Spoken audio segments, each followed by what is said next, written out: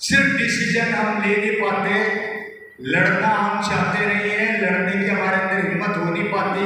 कुछ नए काम को बताया जाता है तो सबसे पहले उसकी अच्छाइयाँ नहीं देखी जाती, उसकी कमियों को ढूंढा जाता है और उसके बाद उस काम को चालू किया जाता है कि भाई ये काम सही है नहीं है। उसी कारण से हमने से बहुत से लोग आगे बढ़ने से रुक जाते हैं। भगवान श्री कृष्ण ने बोला था महाभारत के अंदर, हे अर्जुन, अगर मैं धनुष उठा लेता तो युद्ध एक दिन में खत्म कर देता। मेरा काम सिर्फ रास्ता दिखाना है, युद्ध लड़ना तो तेरा काम है। बोला है युद्ध लड़ना तो तेरा काम है। अगर मैं खुद धनुष उठा लूंगा तो महाभारत 1 घंटे 2 घंटे या 1 दिन में समेट दूंगा। उन्होंने कभी हथियार नहीं उठाया, उन्होंने सिर्फ रास्ता दिखाया। यहाँ पर आपको सिर्फ लोग आके रास्ता दिखाएंगे कि आपको जिंदगी में क्या करना और कहाँ चलना है दोस्तों। और यही चीज मेरी फैमिली ने समझी थी और इसी का नतीजा है कि हमारे में से कई फैमिलियां इस चीज को समझ के आगे बढ़ गई और दुनिया बढ़ गई 2 रेशो के अंदर। हेलो, दुनिया बढ़ गई 2 रेशो में। वो 2 रेशो कौन से थे मैं क्लियर कर देता हूँ, थोड़ा समझने की कोशिश कीजिएगा। हेलो, दुनिया भर की 2 पार्ट्स के अंदर 20% और 80%। ये 20% लोग कौन आपको जानते हैं? कौन है 20% लोग? ये 20% लोग हैं दोस्तों मिलियन। ये करोड़पति है, अरबपति है, जिसके अंदर आप बड़े बड़े नाम सुनते हैं, मिस्टर अंबानी, अडानी, रतन टाटा, मित्तल। ये बड़े बिग शॉट्स आते हैं 20% में आते हैं। मैं थोड़ी इनके बारे में बताना चाह रहा हूँ। 90 साल पहले ये सारे लोग सड़क पर हुआ करते थे। हेलो, 90 साल पहले सारे लोग सड़क पर हुआ करते थे। आज इनके पास इतना पैसा है, इतना पैसा है कि जिस चीज का हाथ रखते हैं इनकी हो जाती है। ये जिस देश में जाते हैं वहां बंगला खरीद लेते हैं। ये हवाई जहाज और ट्रेन में सफर नहीं करते, ये खुद के पर्सनल हवाई जहाज, हेलीकॉप्टर या पर्सनल जेट में सफर करते हैं। और सबसे बड़ी बात नोट करना, ये पूरी जिंदगी पैसे के पीछे नहीं भागते, पैसा इनके पीछे पीछे भागता है। और हमारे में से क्या करता है, ज्यादातर लोग क्या करते हैं, पैसे के पीछे पीछे भागते हैं। हेलो, बात समझ आ रही है आप लोगों को? यस। ये 20% लोग वो लोग हैं जिन्होंने 90 साल पहले समय को समय से पहले पहचाना। अब यहाँ पर देखिए, मैं बहुत बड़ी बात बताने जा रहा हूँ आप लोगों को। अगर ये बात आपके दिमाग में क्लियर हो गई तो आपको वो फंडामेंटल्स क्लियर हो जाएंगे जिस कारण से इन्होंने लिमिटेशन ऑफ इनकम को ब्रेक किया, जिन्होंने इन लोगों ने लिमिटेशन ऑफ मेन पावर को ब्रेक किया और इन लोगों ने लिमिटेशन ऑफ टाइम को ब्रेक किया। अगर आप ये 3 चीज ब्रेक करना सीख गए तो आप बहुत बड़े बन जाएंगे। पहला इनकम, दूसरा टाइम और तीसरा मेन पावर। अगर ये तीनों चीजें कोई आदमी तोड़ना सीख गया वो पैसे वाला बन जाता है। इन तीनों कामों को इन्होंने कैसे किया? मैंने बोला आप लोगों से कि 90 साल पहले इन लोगों ने समय को समय से पहले पहचान लिया था। और जो आदमी समय को समय से पहले पहचान लेता है वो इतिहास बना देता है। मुझे आज भी याद है बिल गेट्स की वो कहानी, जब बिल गेट्स कंप्यूटर के आविष्कार कर रहे थे, सॉफ्टवेयर को डेवलप कर रहे थे, उस समय लोग उनके ऊपर हंसा करते थे कि ये आदमी क्या कर रहा है। उस समय इंडियन कागज के ऊपर अपना बही खाता मेंटेन किया करते थे। उस समय अमेरिका के अंदर एक आदमी बैठ के मशीन बना रहा था, लोगों ने उसकी मजाक बनाई, लोग उस पर हंसे। इसको पता था कि वो मशीन आज हर घर का, हर दुकान का हिस्सा बन जाएगी और आज वही बिल गेट्स पूरे वर्ल्ड में छा गया, कारण उसने समय को समय से पहले पहचान लिया। आप और हम प्लानिंग करते हैं 1 महीने की, हम प्लानिंग करते हैं 6 महीने की, हम प्लानिंग करते हैं 1 साल की, लेकिन ये जितने भी बड़े बिग शॉट हैं ये प्लानिंग करते हैं 40 से 50 साल आगे की, क्या आने वाले भविष्य में क्या होने वाला है। इसलिए ये बिग शॉट। इसलिए एक चीज याद रखो, अपनी प्लानिंग को बड़ा कर दो। आपकी प्लानिंग 2 दिन या 2 महीने या 2 साल की नहीं हो, आपकी प्लानिंग ऐसी हो जो आपकी आने वाली जनरेशन को भी सिक्योर कर दे। और वो कैसे होगा उस पर मैं थोड़ा फोकस करता हूँ। इन 20% लोगों ने 3 ऐसे काम किए जिस काम को करके ये लोग करोड़पति बने। पहला काम, नंबर 1, जानना चाहते हैं आप लोग? यस। आवाज नहीं आ रही, जानना चाहते हैं? पहला काम इन लोगों ने क्या किया? 20% लोगों ने पहला काम किया ये, जिससे आप और हम बांटते हैं।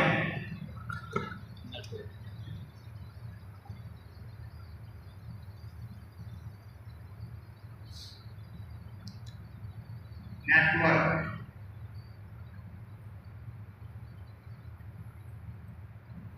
इन 20% लोगों ने 90 साल पहले पूरे हिंदुस्तान में अपने नेटवर्क को डेवलप करना सीख लिया। मैं एग्जाम्पल देता हूं, बहुत अच्छे से आपको क्लियर हो जाएगा। बाटा ने आज से लगभग 70-80 साल पहले 10,000 दुकानें पूरे हिंदुस्तान में ओपन करवाई अपने नाम से। अगर उसकी एक दुकान बंद हो जाती है तो कितनी दुकानें बचती है? 2,999। Right sir? बस यही हमारी गलती है। ये दुकान 2,999 नहीं बचती। अगर एक बंद होगी तो 10 ओपन तो हो चुकी होगी तब तक। इसलिए ये आंकड़ा कभी नीचे आने वाला नहीं है। इसने अपने नेटवर्क को पूरे हिंदुस्तान में बिल्ड किया। 2024 तक आते आते इसकी पूरे हिंदुस्तान में 1 लाख दुकानें हो गई। मतलब उसने 1 लाख फ्रेंचाइजियां खोल दी, जिसका नतीजा है बाटा दुनिया में रहे चाहे ना रहे, इसके घर में पैसा आता रहेगा, आता रहेगा, आता रहेगा। क्योंकि यहाँ पर इंग्लिश में बाटा काम नहीं कर रहा, उसके लिए 1 लाख लोग काम कर रहे हैं जो उसकी टीम को और उसके बिजनेस को डेवलप कर रहे हैं। That's called a mind game। इसने 90 साल पहले ये दिमाग का गेम खेला और जिसका नतीजा है आज बाटा पूरे हिंदुस्तान में छा चुका है। अंबानी पूरे हिंदुस्तान में छा चुका है। मुझे क्वेश्चन का आंसर दीजिए, क्या जरूरत है रिलायंस के मालिक को नमक बेचने की? क्या जरूरत है रिलायंस की दुकान पर धनिया बेचने की? क्यों बेचता है? आंसर है आप लोगों के पास? क्या जरूरत है? क्या जरूरत है टाटा को नमक बेचने की? बताइए।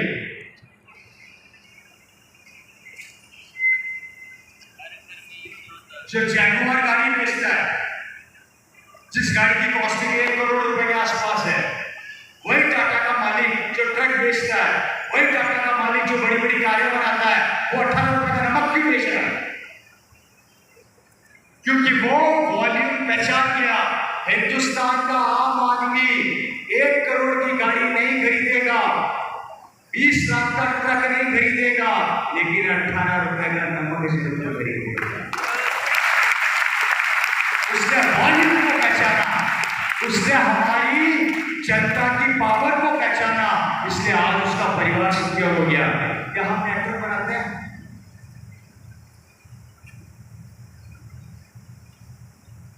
क्या हम नेटवर्क बनाते हैं? क्या क्या सोचते हैं जब तक घुटने चल रहे हैं आग लगा दूंगा, और उसके बाद जिस दिन घुटने बंद हो जाएंगे घर वाले मुझको आग लगा देंगे।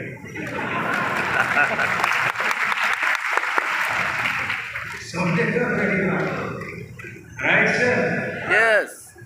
ये पावर है। मैं बताऊंगा आगे, इसके ऊपर भी मैं बहुत लंबा डिस्कस करूंगा आप लोगों के साथ। बात समझ में आ रही है? और तो नहीं हो रहे? उसके पहला काम नेटवर्क को कभी इग्नोर मत करना। आरसीएम क्या सिखाता है? Network. Is it clear? Yes. पहला कारण ये। दूसरा कारण जानना चाहते हैं? यस। ये 20% लोग दूसरा काम क्या करते हैं? ये 20% लोग दूसरा काम करते हैं, ये लोग कभी भी किसी काम को जब चालू करते हैं तो किसी से राय नहीं लेते। और आप और हम किसी भी काम को जब चालू करते हैं तो काम बाद में चालू करते हैं, राय पहले लेते हैं। अभी मैं एग्जाम्पल लेके इसको भी क्लियर कर देता हूँ। आप में से कितने लोग जियो की सिम चलाते हैं? ऐसा कोई शख्स है जो आरसीएम से जुड़ा हुआ नहीं है और जियो की सिम चलाता हो? कोई है यहाँ पे? कौन सा सिम? आप खड़ा करें। कौन? जियो। इधर कोई है ऐसा? अच्छा चलिए, वापस एक बार आप खड़ा करें जो जियो की सिम चलाते हैं। ओके ठीक है, भैया खड़े हो जाओ। ध्यान से देखना इस भाई साहब को, आगे आ जाओ, ऊपर भी लोग। आप जियो की सिम चलाते हैं? चलाते हैं? ओके। जब जियो की सिम लॉन्च करी तो हमारे सामने आपको फोन किया था क्या कि कल मैं जियो की सिम लॉन्च कर रहा हूँ, तो खरीदेगा कि नहीं खरीदेगा? नहीं सर, फोन नहीं किया। नहीं किया। चलानी किसको थी? मुझे चलाएं। बिल किसको भरना था? ये बात आपसे पूछा क्यों नहीं अंबानी जी ने? मैं स्वेच्छा से किया, अपनी इच्छा से जियो का सिम लिया। आपने ले लिया, अंबानी ने लॉन्च किया, आपने इच्छा से आपने ले लिया और आप सिम चला रहे हैं। अच्छा, आपके पास फोन आया ही नहीं, क्यों नहीं आया? कोई कारण? उनका बड़ा है। और नेटवर्क का हिस्सा कौन है? आप और हम? जी सर। हम नेटवर्क का हिस्सा है। जियो उन्होंने लॉन्च करी, सिम हमने खरीदी, चलाते हम हैं, और हमसे ये पूछा कि भैया मैं जियो की सिम लॉन्च कर रहा हूँ, तुम खरीदोगे या नहीं खरीदोगे, या तुम चलाओगे या नहीं चलाओगे? क्योंकि अंबानी जी को पता है अगर मैं जियो लॉन्च करूँगा तो ऑटोमेटिक पब्लिक खरीदेगी, क्योंकि उनको अपने डिसीजन पर भरोसा है। आज समझ में आ रही है? यस। हेलो। और उससे बड़ा गेम तो उन्होंने अभी खेला। अभी उनके पुत्र साहब की शादी हुई जिसमें 4,500 करोड़ रुपए खर्च किए उन्होंने। वो शादी कब चालू हो गया, कब खत्म हुई, अभी हमें नहीं पता कि भी चलती रही है, खत्म हो गई। अभी तक आंकड़े नहीं है उसके, हो सकता है एक बार एक शादी और करते हो। 4,500 करोड़ रुपए उन्होंने खर्च किए। अब अंबानी जी का माइंड देखना, उनको पता था कि मेरा पूरे हिंदुस्तान में 47 करोड़ लोगों का नेटवर्क है। उन्होंने किसको टारगेट किया सबसे पहले? किसको टारगेट किया? जिससे आप और हम भागते हैं, आप और हम डरते हैं। उन्होंने सबसे पहले टारगेट किया नेटवर्क को, क्योंकि उनके पास ये टीम तैयार थी। अब देखो दिमाग का गेम। अंबानी ने क्या खेला? मिस्टर अंबानी ने 47 करोड़ नेटवर्क को जैसे अपने बेटे की शादी में 4,500 करोड़ खर्च किया, उन्होंने अगले दिन 299 के प्लान को 399 कर दिया। अब कैलकुलेशन समझाता हूँ। वो प्लान जब उन्होंने लॉन्च किया तो एक आदमी से उन्होंने 100 रुपया निकाला। कितना रुपया निकाला? 100। तो 47 करोड़ आदमी से कितना कनेक्शन गया? 4,700 करोड़ रुपया। शादी में खर्चा कितना हुआ? 4,500 करोड़ रुपया। अभी भी 200 करोड़ प्रॉफिट में, अभी भी वो 200 करोड़ प्रॉफिट में जा रहे हैं। शादी भी निपटा दी। क्यों? क्योंकि उनके पास क्या था? नेटवर्क था, और उन्होंने किसी से राय नहीं ली।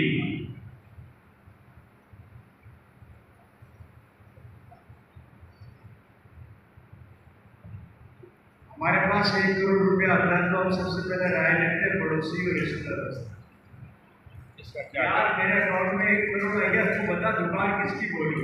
और राम नाम में पत्थर की दुकान बोली थी, शानदार चल रही है, मैं भी बोल लूँ क्या? वो श्यामलाल की साड़ी की दुकान एक नंबर चल रही है, वो भी बोल लूँ क्या? परचूने की बोल लूँ या सूट की? पान की दड़ी खोल लूँ या मोटरसाइकिल की? मोटरसाइकिल की खोलूं या ट्रैक्टर पार्ट्स की? ट्रैक्टर पार्ट्स की खोलूं या कार की? हम राय लेते हैं लोगों से, पड़ोसियों से और रिश्तेदारों से। मुझे एक बात बताइए मेरे दोस्तों, मेरे भाइयों, अगर आपका पड़ोसी और आपका रिश्तेदार इतना इंटेलिजेंट होता तो आपका पड़ोसी होता नहीं। नो। वो पड़ोसी किसका है? तो उसकी सोच कितनी काम कर रही है? इसलिए सेकंड थॉट, राय लेना बंद कर दो। अभी इस मीटिंग के तुरंत बाद आप में से कई लोग राय लेंगे, आरसीएम ग्रुप नहीं कर दो। अबे ये तो पागल बनाते हैं।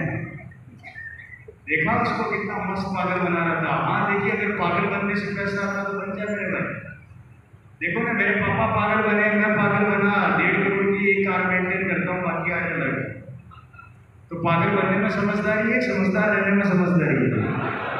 तो बन जाओ ना ऐसा पागल, क्या दिक्कत है, क्या फर्क पड़ता? हेलो। और कौन पागल नहीं है दुनिया में? हमें बोला जाता है। इसलिए फ्रेंड्स, दूसरी बात, राय लेना बंद कर दो। बिकॉज डायरेक्ट सेलिंग आने वाली सदी का बहुत बड़ा व्यापार होने वाला है।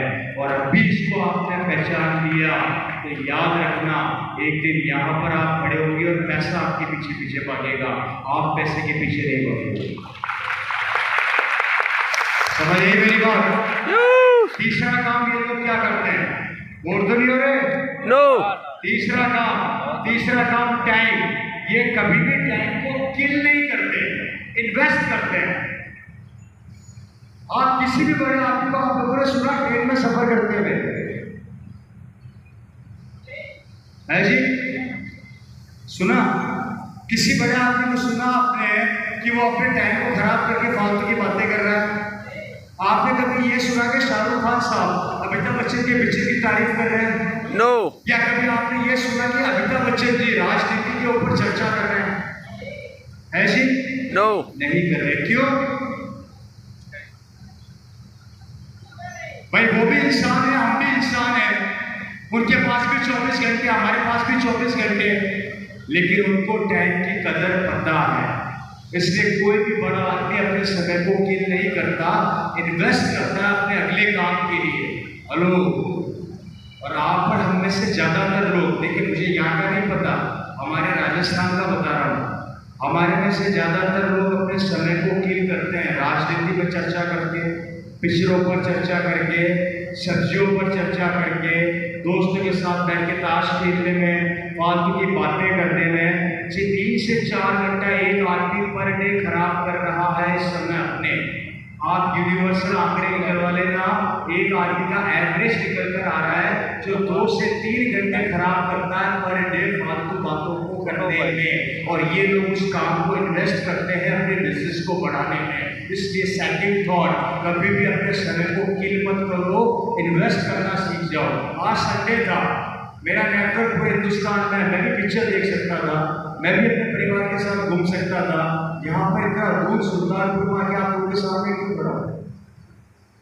एक चीज क्लियर कर देता हूं, मैं यहाँ पर पैसे के लिए नहीं आया हूँ। मेरे पास ऑलरेडी इतनी इनकम आती है जितनी आप सोच भी नहीं सकते। मैं यहाँ पर आया हूँ सिर्फ आपके बच्चों के लिए कि एक दिन आपका बेटा भी इस बिजनेस का टाइम बदल।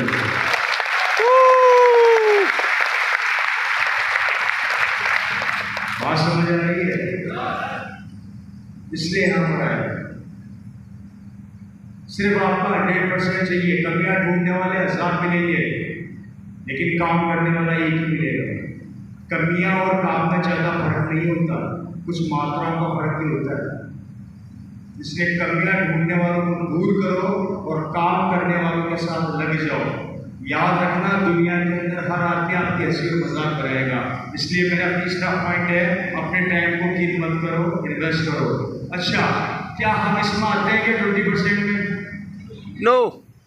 नहीं आते। हम किस में आते हैं? 80% में। Right sir.